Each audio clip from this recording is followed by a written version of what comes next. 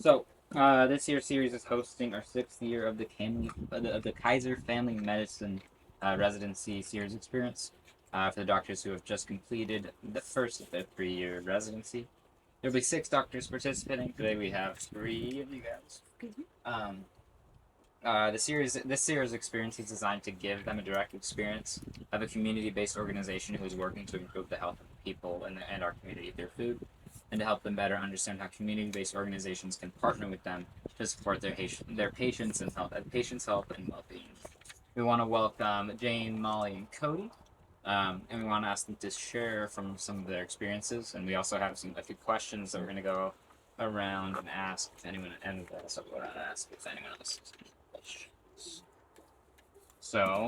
First, do you guys want to each introduce yourself and a little bit about yourself? Yeah, for sure. So, I'm Cody Harry. I am from Pyramid Lake, Nevada. It's outside of Reno, Nevada. So everyone's familiar with like Tahoe, right? And then Truckee River, and then Pyramid Lake. So it's an indigenous reservation there. Grew up there. That's where my maternal grandma's from. Um, and then my father's, or my sorry, my paternal side of the family, grandma's side. Oh my gosh, my dad's mom's side. There we go. Okay, and then my maternal's from Page, Arizona area, northern Arizona. So I grew up going both places, and food's very interesting for me. And like talking to you this morning, it makes so much sense. Like literally everything you say, but we just no one's done the things that you all have done with like actually implementing and executing and doing the science and stuff. So it's really cool to see. Just nice to be a part of it. Excited. I'm Molly. I am from Willits up north. Grew up there, born and raised, and then I moved down to Santa Cruz to attend UCSC. Graduated there, came back here during the recession, and then just kind of never left. Went to med school at Toro.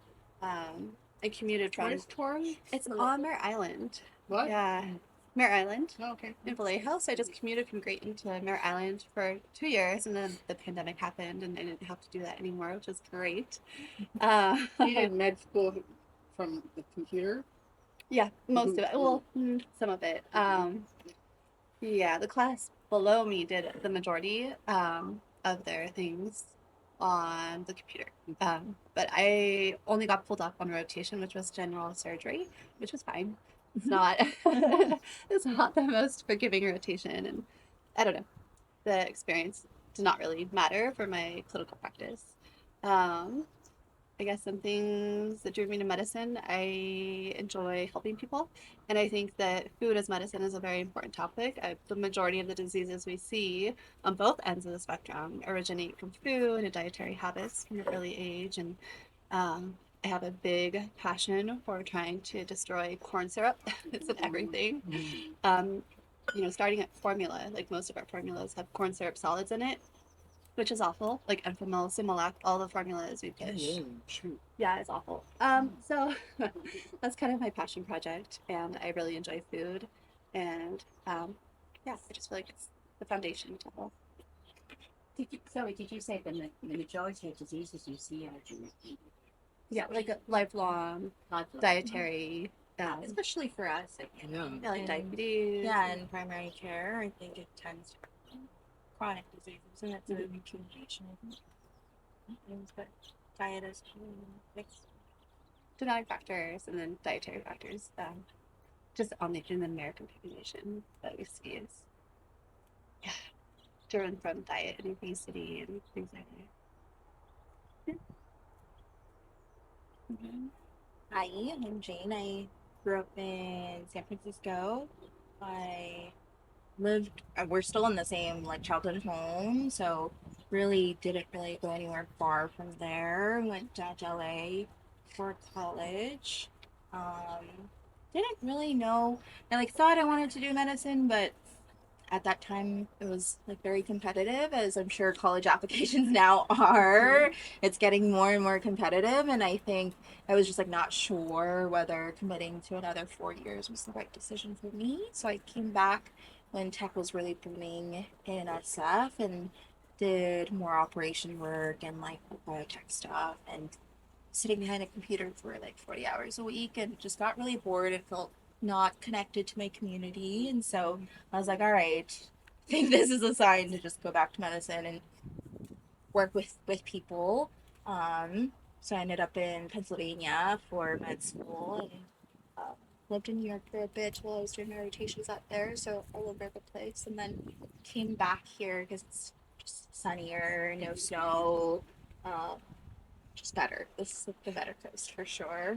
Um, yeah, and I think what drew me to the medicine is just really like those personal relationships that you develop over time. And I think that this is kind of that, like we see people in different walks of life, and a certain cause kind of brings them together. So it feels very important. And I think us as family medicine doctors really get to see a lot of that and follow people throughout different portions of their life. So it's been really happy to be where I'm at now.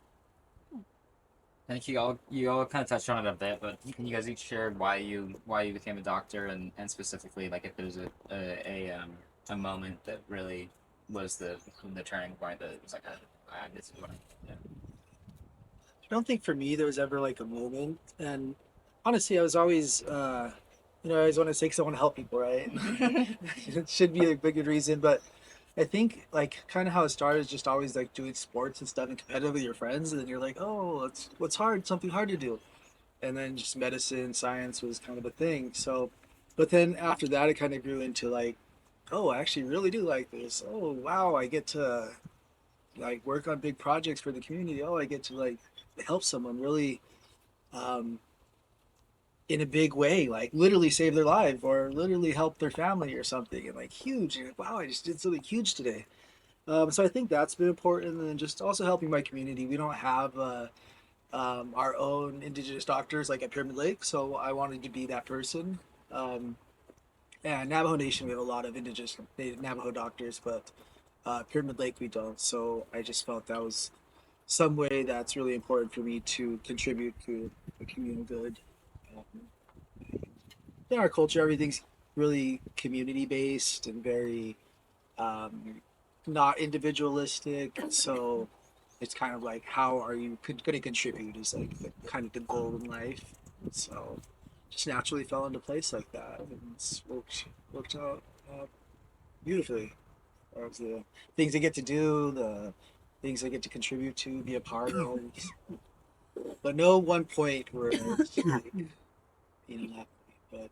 But there are amazing experiences. Like sometimes reflecting, I was reflecting the other day. I was on one of these working hospital medicine, and it's like, wow, we drained a lung, ran a stroke code, like personally, and I was like, whoa, like I never would have thought I would do that, and just feels good. And then you help someone's family, and they're like, oh, thank you, you did this, and like, wow, I actually, whoa, that's great, that's so cool, it's so gratifying. So, um, yeah, it's kind of what my thoughts on that. Yeah, same as Cody. I don't think there's a defining moment. Two things. Growing up in Willits, the doctor that I had literally saw me from birth till I left college. I was like, wow, what a cool experience. When I was hospitalized, he was there. When I was in a car accident, he was there. Um, just from, pediatrics, newborn care to graduating high school. Although he probably thought I was a pain in the butt as a patient. And then, so that was interesting. I always thought it'd be rewarding to act like that in someone's life and be a huge part of their development and just a support network for my patients, which made me choose family medicine. But I also, my dad would always say, like, you should marry a doctor or a lawyer. And I always did what my dad thought I couldn't do. And I think that's why I picked medicine, because attorneys are not happy. Although I don't know if doctors are happy either. But I thought that medicine was a more joyful experience.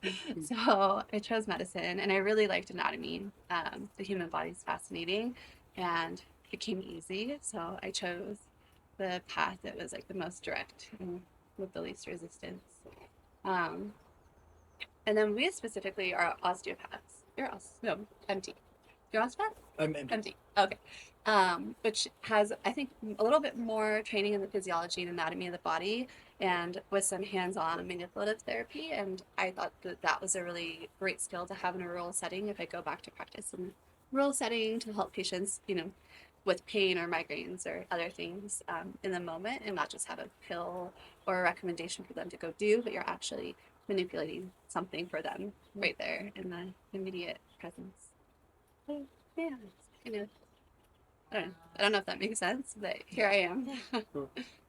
Yeah, I think I echo the two of these, then that like there's really not a single like moment where you're like, okay, this is what I'm gonna do for the rest of your life. It's kind of like at multiple checkpoints you kind of like are led into this path.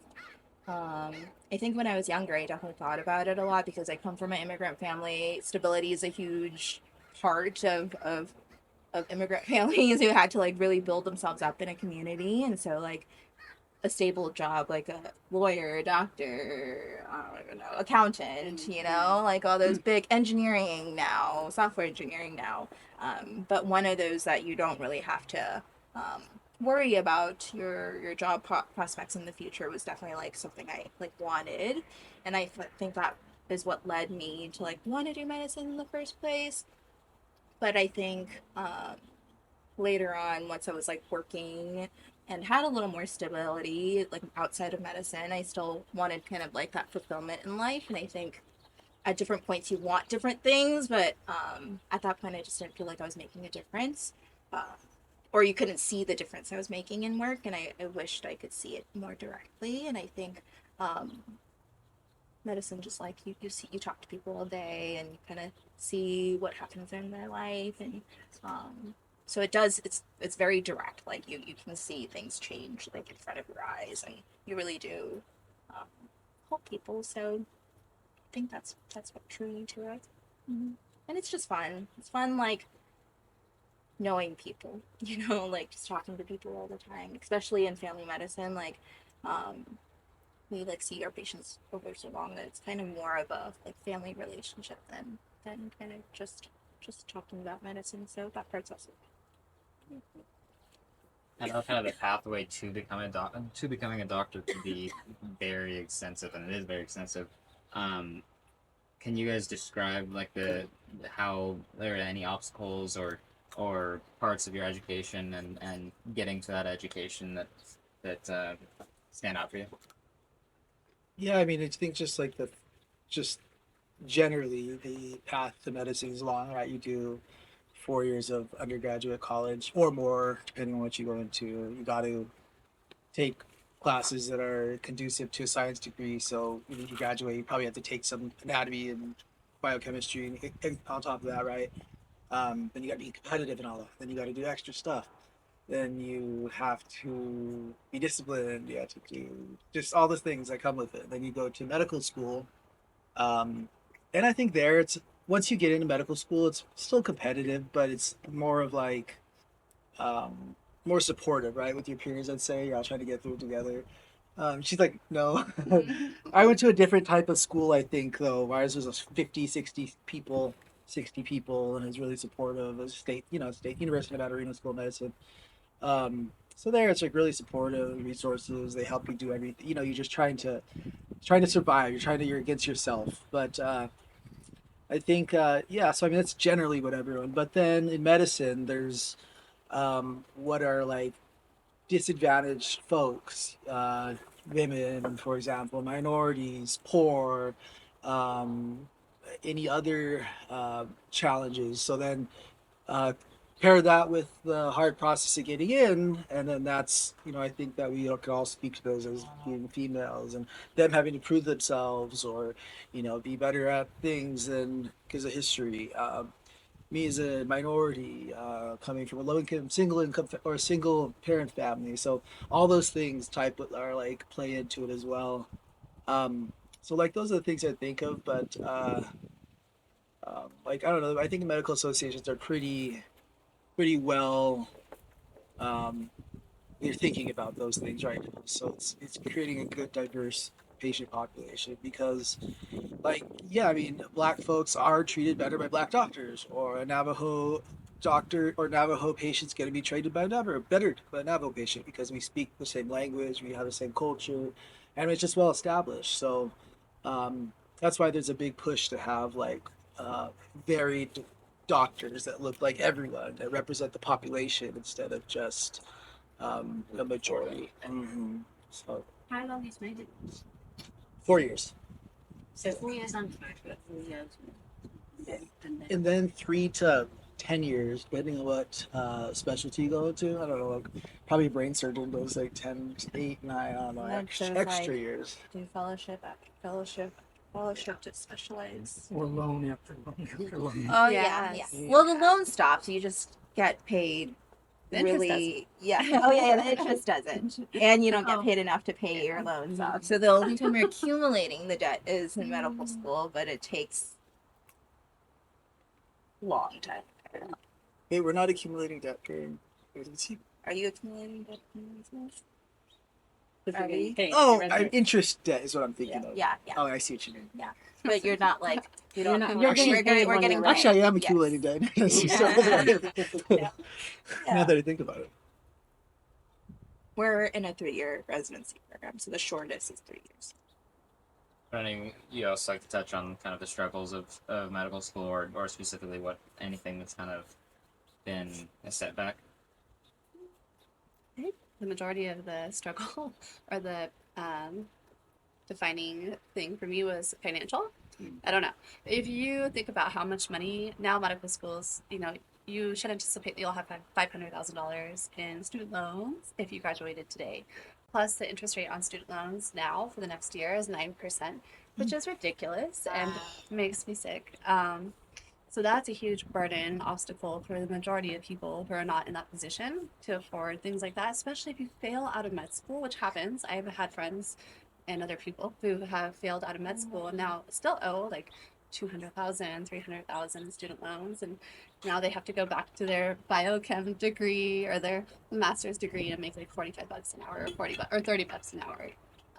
With all of these loans, so that's I think a big obstacle from anybody from any walk of life. And just a time commitment. It's a lot of time. Like if you want to have kids or explore and enjoy your youth, that's kind of subdued. You have to plan for the future, and things are just delayed, and so that's also a big obstacle for a lot of people. But it's not. If you get scholarships, it's doable, and you can go to a state school. So there's ways to save money.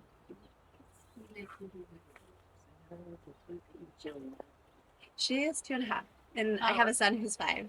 So I had them both in school. Yeah. Yeah. Not a whole lot of sleep, but that's okay. They're like super women. I couldn't even take care of myself in a puppy for like 2 months, and I couldn't. Like, God. I literally couldn't.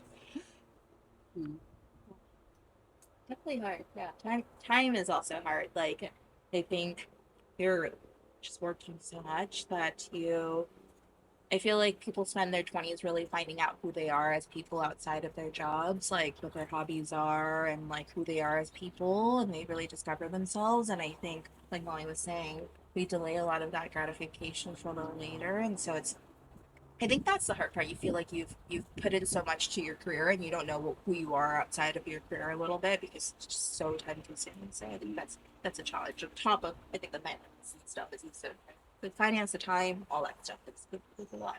That's also another thing. Well, I've all chosen family medicine as well. Practices. Johnny's medicine chose me. I'm just kidding. I'm just kidding. Get out of here. I'm just kidding. No. You want me to say? Yeah. I know. Actually, I know why. I don't know. I like sports medicine. I like outdoor medicine. So at my medical school, we have specialized programs. You go into sports medicine or outdoor medicine. Like combines all the stuff I like to do, like outdoors, adventures, fishing, hunting, skiing, snowboarding, and you get to go on those missions and be the doctor who has the climb Mount Everest. They do that. They do Burning Man. They do all the Olympic things that are in Tahoe. And so it's just like, it was natural. It's just like, oh, that's what I want to combine all my passions with work. Like, heck yeah. So it's kind of easy, but oh yeah, so I like to help people. Just kidding. So is sports medicine a subset of family medicine or is it separate? So you can go into sports medicine, I think, in a couple of ways, but you have to have a foundation of family medicine and sports, outdoor medicine, wilderness medicine is kind of like ED medicine, but without all the tech that you have without the Mhm. X-rays, CTs, all the stuff. So you have to just kind of improvise. But yeah, you can go into those. They're both like fellowships. They're family medicine. So then you could also do like OB fellowship or do deliver babies more or all other buildings. Geriatrics, Yeah. palliative care. Emergency mode. Names. Yep. Burning Man medicine, did you do? Were you doctor at Burning Man? I've been to Burning Man separately, like by myself a lot of times, but No. no, I haven't gone with my program at the University of Madrid yet. I would like to. I chose it because I couldn't choose one specialty. I liked everything except for delivering babies and general surgery. Not a fan. Although I like suturing and procedures, it was fun. And I think family medicine is the best way to keep those options open. Every other specialty, you'll be pigeonholed into just working in the ED or just working in the operating room or just working on L&D. And I wanted to not shut doors, and so I thought that was the best way. And then I've been here for 14 years, and I didn't want to move for residency, so family medicine at Kaiser Rosa gave me that opportunity to stay here, which is a competitive program, so I got pretty lucky, and I think they knew I was desperate. Medicine Chelsea too. Yeah, and I'm so glad. Like when I wanted to do emergency medicine, but the career is a little unstable and the patients are a little unstable. And I was like, this is just so stressful. I don't want to do it and be stuck doing that every single day and have my cortisol through the roof. So I chose family med to possibly go the route towards emergency med later. And I'm so glad I did because I don't want to do emergency. I wish we could do what we do right now in our training, where we literally get to do everything. A month of everything. Yeah, because then when we get done, we get to either work in the hospital or clinic or. Listen, you could do that up in Ukiah. Like the Dr. Amber Gilmore does literally everything. Literally everything. She works in the ICU. Yeah, she does everything. The only thing she doesn't do, she intubated when I was there. She's like, "You want to do it?" I'm like, no, I don't want to do it. I'm a med student. Yeah. She intubated someone. She doesn't do scopes. She first assists in the OR with general surgeons. She does L&D, but she did the OB fellowship. So she's literally like the definition of family med. Yeah. Is it intubate with bed private? I mean, I can imagine it is. Not really with the scopes. Yeah, now It's there's a really camera. easy. You have a camera, so you Yeah. just like literally train and just don't Yeah, there's a camera. calm now. down and let me do Some it. anatomy can be like difficult. Yeah. Yeah, but you get it every time. Or you're in trouble. Yeah. I think that like with any procedures that we do, like at first they're always like kind of a little rocky, and then you just get it, and you do enough that. Well, she does. She's fucking smart. You got it I too. just get it. No, yeah, and then it becomes like, I don't know. It's just like once you know it, once you've done it once, it feels like it's in your pocket. Now you know what to do.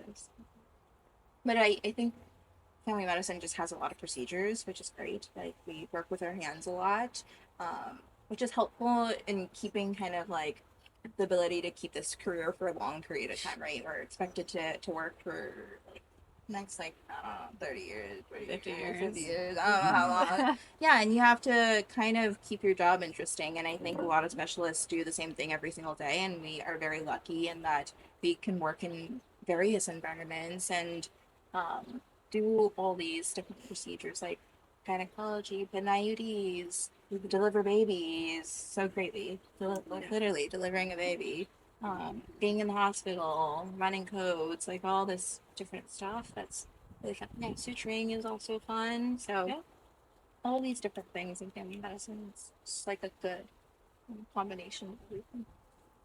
I feel like we don't know. Like obviously we don't not as in depth in everything like a specialist, but it's kind of for like my attention span. I'm like pretty good. Yeah, it's like Go wander around and stuff. And, Yeah, it's like it's lifelong learning. I think that's what medicine has definitely probably taught me a lot. Like you're gonna be learning for the rest of your life, and that's how you kind of like keep life a little interesting. So. I wonder if it's a little like gardening is that you don't actually ever know everything. Yeah, Mhm. It's yeah, just always like living things. If they're Yeah. there's yeah. no, it's not always just very obvious and clear. You Yeah. have to keep exploring. Yeah. It's very different. But No, but It's similar. just not like Yeah. There's no It's not mastery of anything. It's always just like a symbiotic relationship Yeah. between. right. Every person is something. really complex. At what's Yeah, going on. exactly. Yeah. I think we like to think of medicine as more of like a definitive thing, but I think it is more like gardening, where sometimes you can't explain everything that's happening, and you just have to roll with it, and things change all the time. You know, like science changes all the time, and the data changes all the time. So just kind of have to roll. And Yeah. people respond differently to The work, or just food in general, and the work that Ceres does with food as medicine, and like and how does food as medicine kind of play into everyone's everyday life. Yeah, I mean, I don't know. Our folks and people have been talking about food as medicine for a long time and really defined it even into like intellectual communities and university. Because indigenous peoples, we literally lived off these areas and we knew what was healthy, what roots, what were medicines, and we were a lot healthier. And then colonization, right? Our folks were given like flour and lard and sugar, and then our rates of everything just went. It's like so. It's this experiment that we saw happen out. Yeah. And then in our decolonizing process, like my family, we hunt a lot. We eat the stuff on our lands. We pick our pine nuts. We eat the fish from there. I mean, like I'm biologically, or I guess geobiologic, our Quibi cut or Quibi eaters defined from the area we're at. So, like our relationship to that goes back for forever for us. Archaeologists say 15,000 years that our people have been at that locale. Um, yeah, we know food is medicine, and it's just articulating it within this a governance and a policy structure, and then now into like broader healthcare systems, right? And with the legalities that go with it, with the support needed, the financial support. So, um, yeah, I mean, food is medicine, right? And like we say, we see all of our folks that related in some way to food. Um, like I had this, we know the ABCD, etc. But I had this complicated patient that she had something called homocysteria, and I was like, oh, I remember that in medical school, right? But that was all related to like a food and a protein that she was making. We had to change all that to help her eat in a very specialized fashion, and so food is like so incorporable and paramount and just one of the foundations of medicine. So I fully support and just love what you all are doing here. It's amazing. Um, what is the hardest part of being a doctor? I feel like it's the jobs and stuff. Being different things that are kind of weighing on you. I think I think what weighs on me a lot is the responsibility.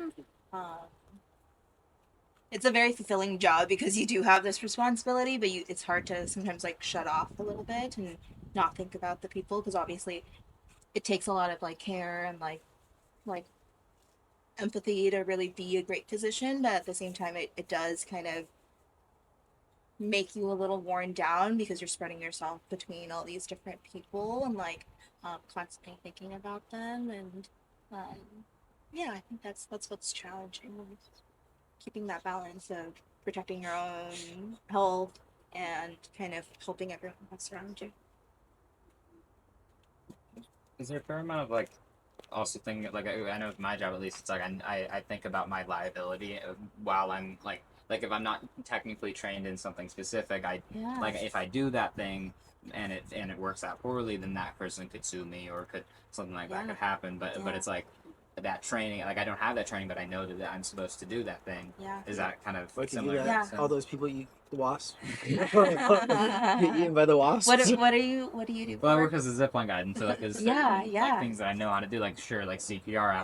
I'm not CPR certified right now, but it's like something Yeah. like that where it's like, oh, I do CPR, they sue me, and and then I'm screwed. Is it kind of similar with medicine, where it's like you know that that's one specific, or I guess that's when you refer them to something else, right? Like in jurisprudence, it's not our responsibility because it's the attendings that take responsibility for us. But Well, ethically, it eventually. is. So we have to have a training period, right? Yeah. Like we have to. We can't. But like right now, like we're not legally, Get dragged like, into it. but slowly we're supervised. Mhm. So we're working under the auspices of another license, right? But yeah, of course. But they're always honest. They want us to, and it really is though. But I guess if it comes down, we're not.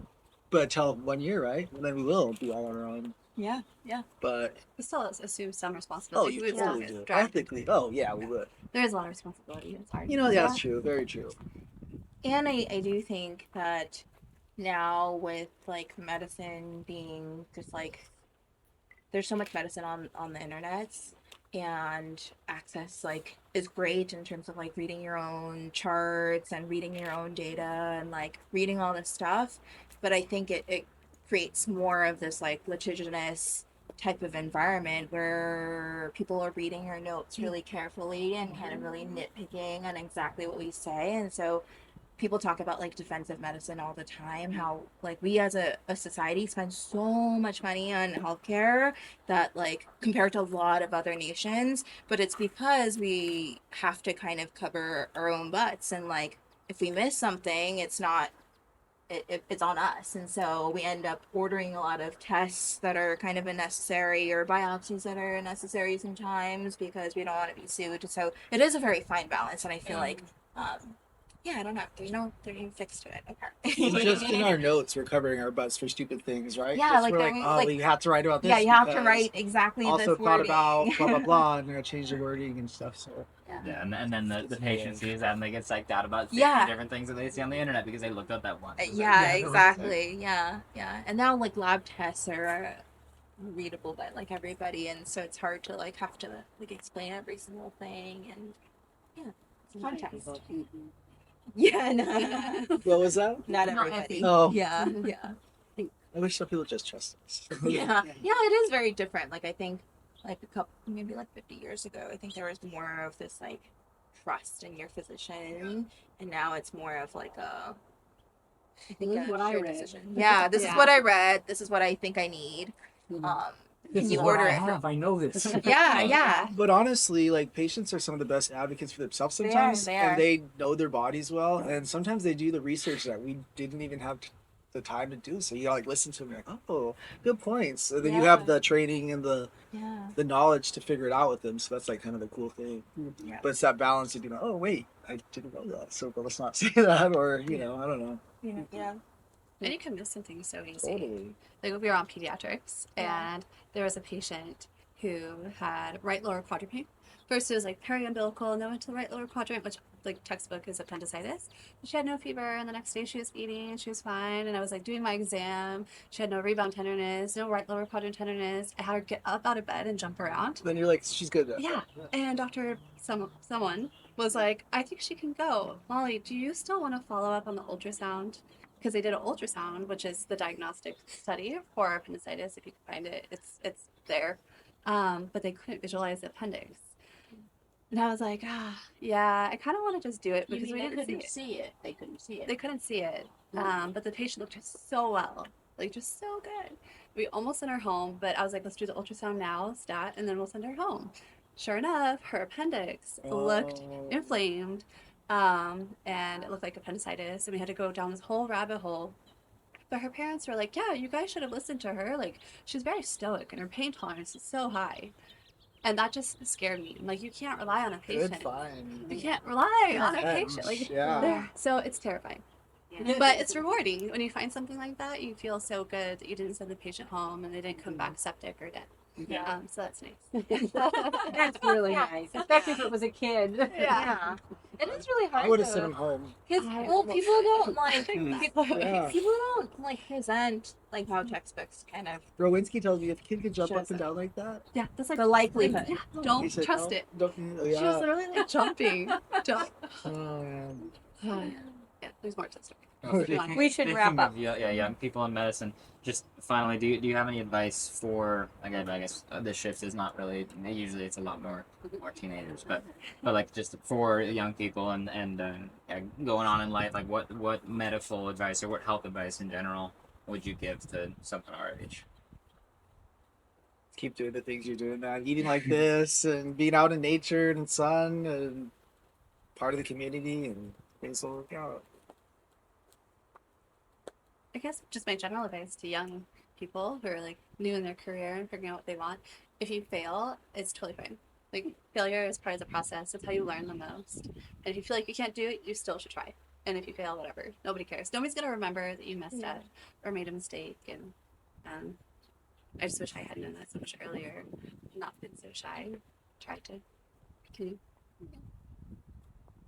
I think career wise, I think just really reaching out to people in your community and like finding a mentor is really important, and just like finding people that are doing exactly what you want to do, and just kind of asking questions and being comfortable with that, because I think like we're always trying to be like, we want to achieve the next level, and so we want to feel like we're comfortable where we're at, but I think there's like no shame in really not knowing things and being really comfortable with asking for help. It's probably going to help you further your career and get everything.